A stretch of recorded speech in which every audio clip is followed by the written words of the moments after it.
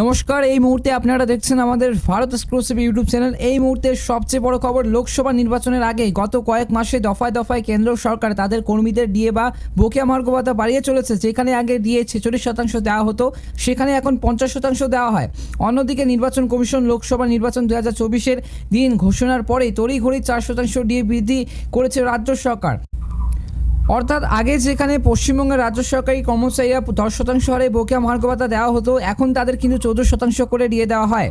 গত বছরের ডিসেম্বর মাসে আরও কিন্তু 4% ডিএ বৃদ্ধি করেছিলেন মাননীয় মুখ্যমন্ত্রী মমতা বন্দ্যোপাধ্যায়। সেখান থেকে কিন্তু 10% হারে বকেয়া মহার্ঘ ভাতা পাচ্ছিলেন সরকারি কর্মীরা। তবে লোকসভা নির্বাচনের আবহেই কিন্তু আবার রাজ্যের সরকারি কর্মচারীদের ডিএ বাড়ানো হলো। ভোটের আবহেই কিন্তু ডিএ বৃদ্ধি।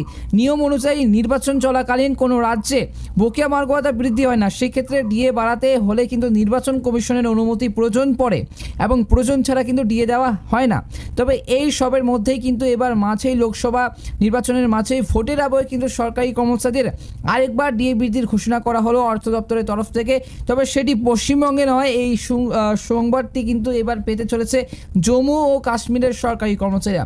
কবে থেকে অ্যাকাউন্টে ঢুকবে টাকা? নির্বাচনী ভোটের আগে কেন্দ্র সরকারি কর্মচারীদের ডিএ বাড়িয়ে 50% করা হয়েছিল এবং বলা হয়েছিল কিন্তু চলতি বছর জানুয়ারি থেকে কার্যকরী হবে সেটি।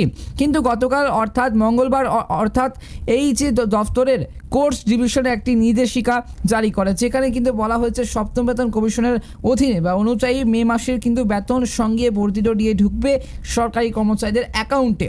পাশাপাশি জানুয়ারি থেকে যে এপ্রিল মাসের বকেয়া মহার্ঘ ভাতাও দেওয়া হবে কিন্তু সরকারি কর্মচারীদের। তবে সরকারি কর্মচারীদের বকেয়া মহার্ঘ ভাতা পুরোপুরি শূন্যে এবার নামানো কিন্তু হবে কিনা তা এখনও কিন্তু পরিষ্কার নয়। আশা করা হচ্ছে জুলাইয়ে যখন চূড়ান্ত পরিসংখ্যান সামনে আসবে তখন কিন্তু কিছুটা কিন্তু পরিষ্কার হতে পারে।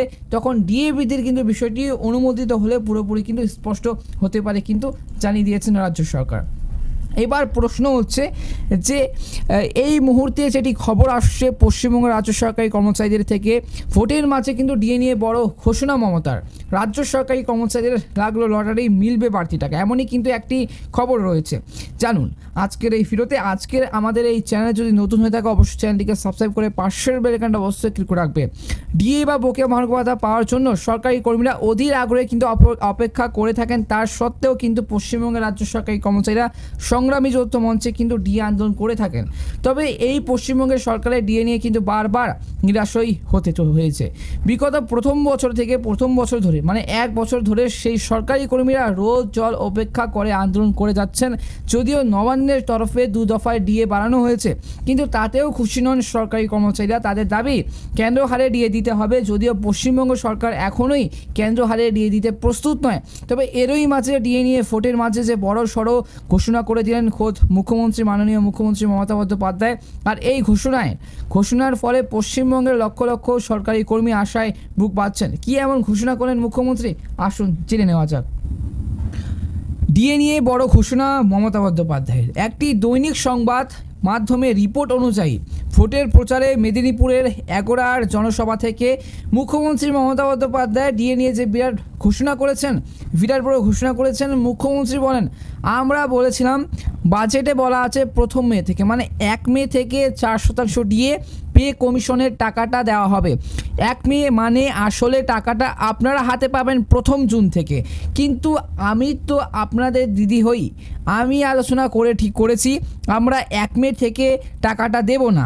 1 মের বদলে এটা 1 এপ্রিল থেকে কার্যকর হবে। মানে 1 এপ্রিল থেকে কার্যকর হওয়া সত্ত্বেও সেই কিন্তু ডিএ 1 মে পাবে। মানে 1 মে সেই ডিএটি পেতে চলেছেন তারা এবং সরকারি কর্মচারীদের হবে এক্সট্রা লাভ।